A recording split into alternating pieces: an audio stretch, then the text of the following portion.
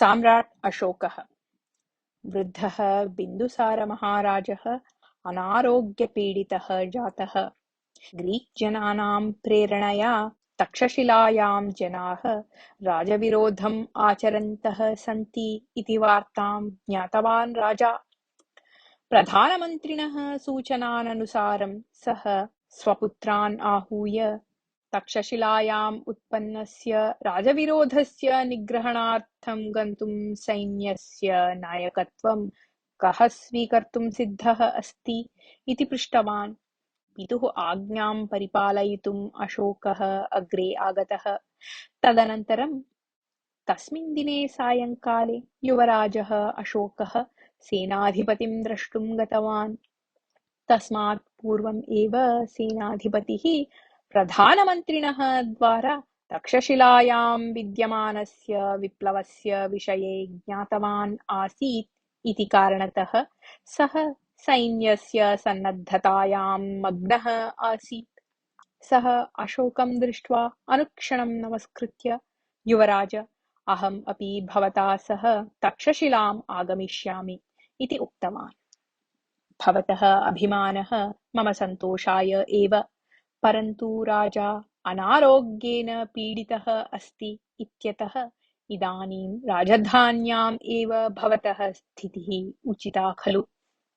अतः भवान् अत्रैव तिष्ठतु। विश्वासपात्रभूतौ दलपति मया सह प्रेषयतु, तावता अलम् इति सेनापतिम् उक्तवान् अशोकः। भवता उक्तं युक्तमेव। एतस्यां परिस्थितौ राजधान्यां राज्ञः पार्श्वे स्थितिः एव उचिता। भवतः निर्णयः श्लाघनीयः एव। अस्माकं सैन्यस्य उत्तमभागं समर्थान् दलपतीन् च भवता सह प्रेषयिष्यामि। तदर्थं सन्नाहाः इदानीम् एव आरब्धाः सन्ति इति उक्तवान् सेनाधिपतिः। साधु साधु इति उक्त्वा ततः निर्गतः अशोकः। अनुक्षणम् एव सैनिकसन्नाहाः आरब्धाः। प्रासादस्य पुरतः विद्यमाने विशाले प्राङ्गणे गजाः, अश्वाः च अनुपङ्क्तौ स्थापिताः। सैनिकाः सर्वे आयुधानां तीक्ष्णीकरेण आवश्यकोपकरणानां सङ्ग्रहणे च मग्नाः अभवन्। एतं सन्नाहं दृष्टवतः राज्ञः ज्येष्ठकुमारस्य सुषेणस्य मनसि असूया उत्पन्ना। सः रहस्यरीत्या सेनाधिपतेः समीपं गत्वा कुत्रचित् प्रचलिष्यमाणं कोलाहलं शमयितुं महतः युद्धस्य कृते इव सन्नाहः आवश्यकः किम् इति पृष्टवान्। एतं प्रश्नं श्रुतवान् सेनाधिपतिः दिग्भ्रान्तः जातः। युवराज, शत्रूणां शक्तिः न्यूना इति कदापि न भावनीयम्। लघुसर्पः चेत् अपि बृहता दण्डेन एव ताडनीयः। अपि च एतस्य विप्लवस्य पृष्ठभागे विद्यमानाः ग्रीक्जनाः युक्तिशीलाः, विवेकिनः, धनशालिनः च सन्ति। तत्रत्यजनाः अस्मान् सम्मुखीकर्तुं शक्तिसामर्थ्यं सम्पादितवन्तः सन्ति इति विषये कोऽपि संशयः नास्ति। अपि च युवराजः अशोकः ऐदम्प्राथम्येन सैन्यस्य नायकः भूत्वा गच्छन् अस्ति। तस्य विजयप्राप्त्यर्थम् आवश्यकः सन्नाहः मया एव करणीयः अस्ति। अन्यच्च एषः राजवंशस्य गौरवसम्बन्धः विषयः खलु इति उक्तवान्। कस्य गौरवस्य विषये भवान् वदन् अस्ति? मगधराज्यस्य भावि महाराजस्य अशोकस्य गौरवविषये वदन् अस्ति किम् इति उपहासपूर्वकं सेनाधिपतिं पृष्टवान् सुषेणः। एतस्य राज्यस्य भावी राजा भवान् एव, न अशोकः इति अहं जानामि। तक्षशिलां प्रति भवान् एव सैन्यं स्वीकृत्य गन्तुम् अशक्ष्यत्। यदि तथा कृतं स्यात् तर्हि भावीराजस्य भवतः प्रथमविजयं दृष्ट्वा जनाः महान्तं सन्तोषम् अनुभूतवन्तः स्युः।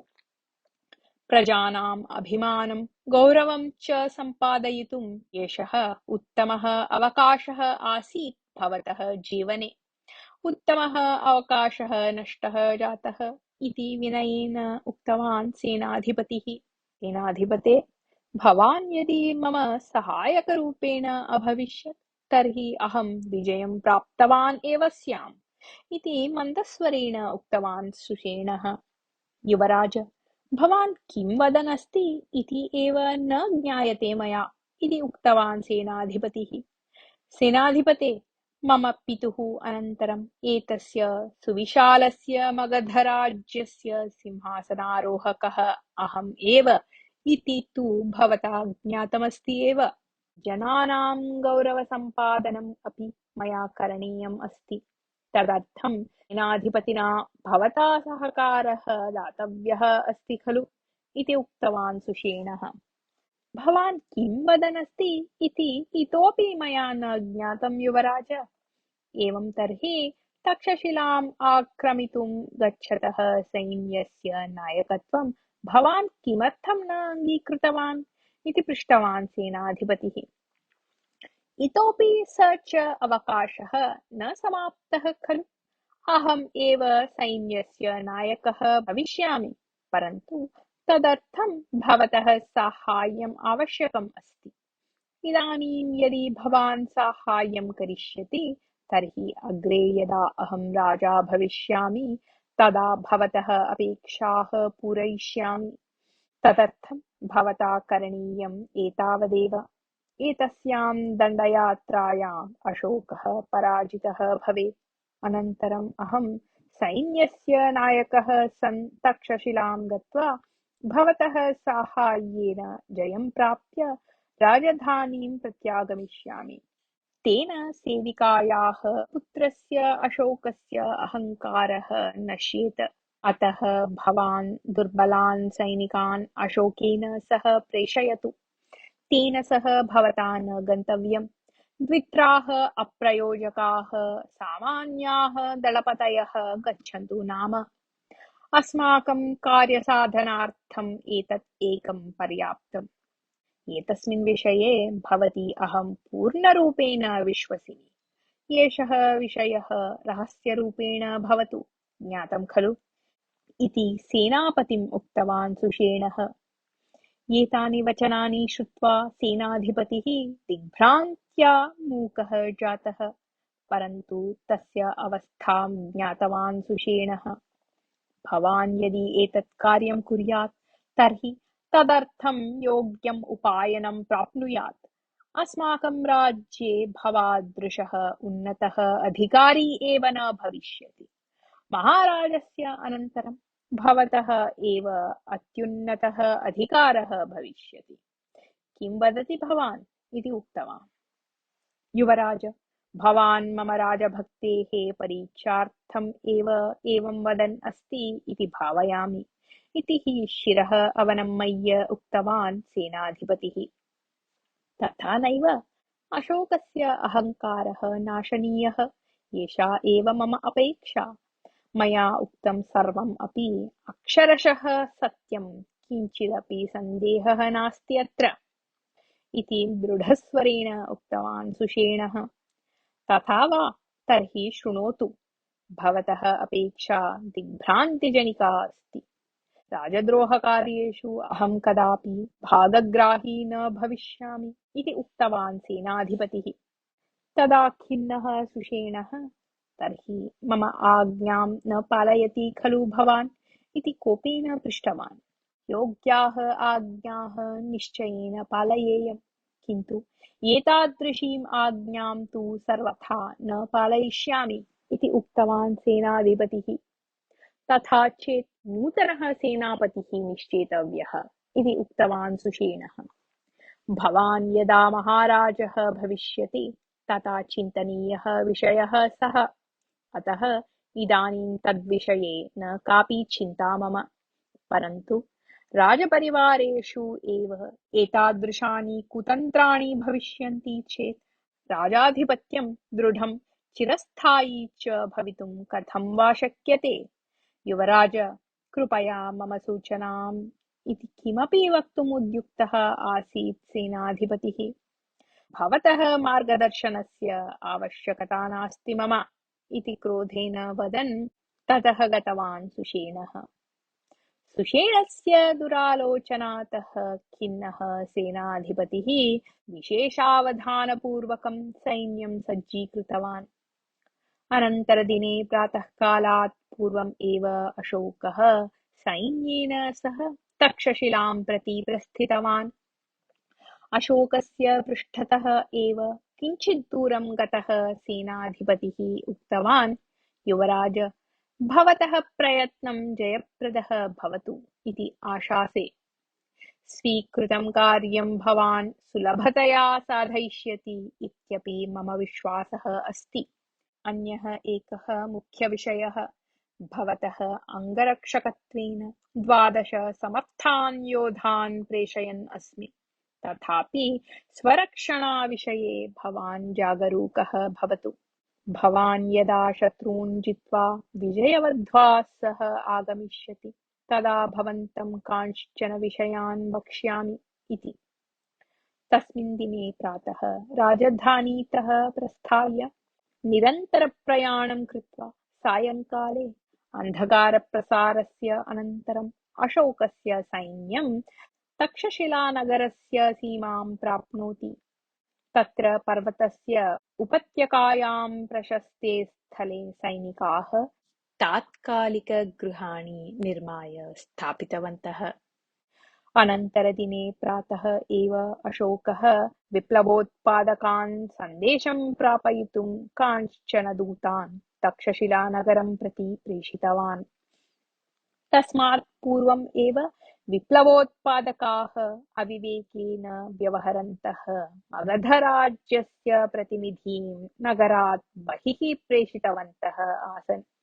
कांश्चन जनान् निर्दयतया मारितवन्तः आसन् अपि। तक्षशिलानगरं पूर्णतया तेषाम् अधीनं जातम् आसीत्। राजदूताः विप्लवोत्पादकानां समीपं गत्वा, महाराजः अनारोग्यपीडितः अस्ति। एतस्यां स्थितौ सर्वासां समस्यानां कृते अपि शान्तियुक्तपरिहारः एव भवतु इति राज्ञः अपेक्षा। भवताम् अपेक्षाः यदि सूच्यन्ते तर्हि तासां परिशीलनं राज्ञा क्रियते इति उक्तवन्तः।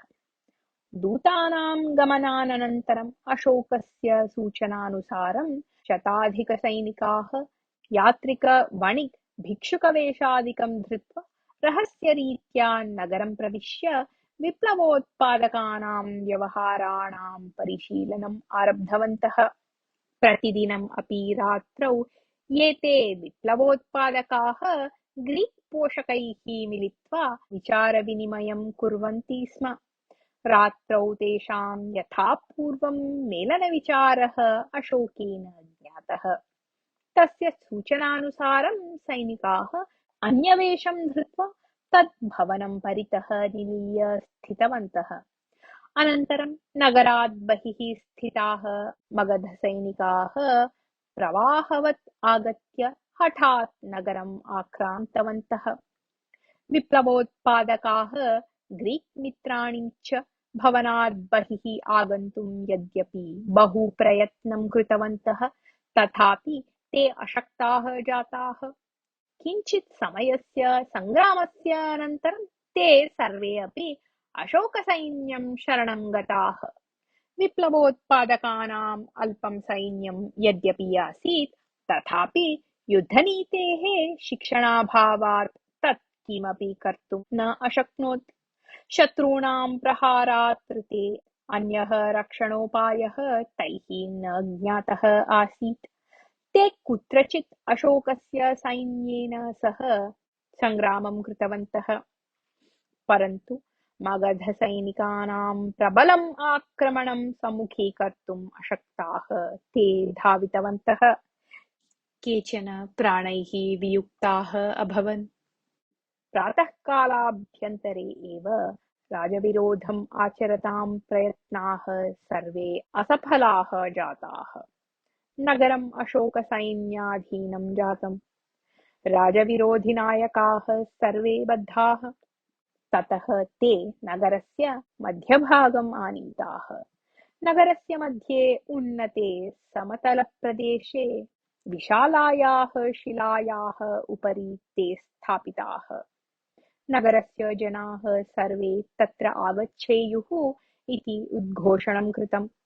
तक्षशिलायाः जनाः सर्वे तत्र किं प्रचलति इति पश्याम इति चिन्तयन्तः कुतूहलेन तत्र समागताः। अल्पे एव काले युवराजः अशोकः अश्वारूढः सन् तत्र आगतवान्। शिरः अवनम्य स्थितान् बन्दिजनान् दृष्ट्वा अशोकः, भवद्भिः किमपि कष्टम् अनुभूयते चेत् अधिकारिणः खलु वक्तव्याः, किन्तु एतद् विपरीततया भवन्तः मगधाधिकारिणः मारयित्वा तेषां सम्पत्तिं स्वायत्तीकर्तुं प्रयत्नं कृतवन्तः। एषा दुर्बुद्धिः कथं भवतां मनसि उत्पन्ना इति पृष्टवान्। किञ्चित् कालं यावत् सर्वे मौनं स्थितवन्तः। अनन्तरं कश्चित्, अस्माकं समस्याः वयम् अत्रत्यं राजप्रतिनिधिम् उक्तवन्तः, परन्तु सः उपेक्षां कृतवान् इति उक्तवान्। भवतु, राजप्रतिनिधिः उपेक्षां कृतवान् इत्येव भावयाम। तथापि भवद्भिः सह च विषयः महाराजं प्रति प्रधानमन्त्रिणं प्रति वा वक्तव्यः आसीत् खलु, किमर्थं तथा न कृतम् इति पृष्टवान् अशोकः। तस्य किमपि उत्तरं न प्राप्तम्। समस्यानां विषये राजा न उक्तः आस्तां तावत् तत्। एतस्मिन् विषये परदेशीयैः सह वार्तालापः किमर्थं कृतः? अस्माकं राज्यस्य आन्तरिकव्यवहारे विरोधिनां तेषाम् अक्रमप्रवेशः वा किमर्थम् इति पृष्टवान् अशोकः। तस्य प्रश्नस्य अपि उत्तरं तैः न दत्तम्। ग्रीक् जनैः स्वार्थिभिः कैश्चित् आयोजितस्य कुतन्त्रस्य फलमेव एषः विप्लवः इति स्पष्टतया ज्ञातम् अस्ति। मौर्यसाम्राज्यस्य स्थापकः चन्द्रगुप्तः ग्रीक्जनान् एतस्मात् प्रदेशात् अपसारितवान् आसीत्, परन्तु तेषां कुतन्त्रम् अजानन्तः भवन्तः तैः सह मिलित्वा राज्ये भ्रमनिर्माणं यत् कुर्वन्तः सन्ति तत् किम् उचितम्? भवतां व्यवहारस्य समर्थनं वा कथम्? स्वदेशम् अन्येभ्यः दातुम् उद्युक्ताः भवन्तः सर्वथा देशद्रोहिणः, निर्लज्जाः च। नीचस्वभावः भवताम्, क्षमार्हाः न भवन्तः, अतः भवन्तः योग्यरीत्या दण्डनीयाः एव इति गम्भीरस्वरेण उक्तवान् अशोकः। एतेषां कीदृशदण्डनं भविष्यति इति ज्ञातुं सर्वे जनाः अत्यन्तं कुतूहलेन उपविष्टवन्तः। अशोकः गम्भीरस्वरेण, अस्माकं देशे विप्लवं जनितवतां प्रदेशीयानां मरणदण्डं भविष्यति। तेभ्यः सहकारं दत्तवतां राजद्रोहिणम् अपि मरणदण्डं भविष्यति इति उक्त्वा पृष्ठतः परिवृत्य ततः गन्तुम् उद्युक्तः। क्षम्यतां महाराज, अज्ञात्वा अपराधः कृतः अस्माभिः। इतः परम् उत्तमरीत्या एव व्यवहरिष्यामः। इदानीम् अस्माभिः विवेकः प्राप्तः अस्ति। प्राणभिक्षया अनुग्रहणीयाः वयम् इति वदन्तः बन्दिजनाः रोदनस्य आरम्भं कृतवन्तः। अशोकः क्षणकालं यावत् विचिन्त्य, करुणया कदापि विश्वासद्रोहिणः न क्षन्तव्याः, एतद्दण्डनम् अन्यजनेषु जागरणम् उत्पादयिष्यति इति उक्त्वा अधिकारिणः सकृद्दृष्ट्वा अश्वम् आरुह्य शिबिरं गतवान्। अनुक्षणम् एव बन्दिजनानां मारणस्य आरम्भः जातः। तत्रत्यः परिसरः घोररूपं प्राप्नोत्।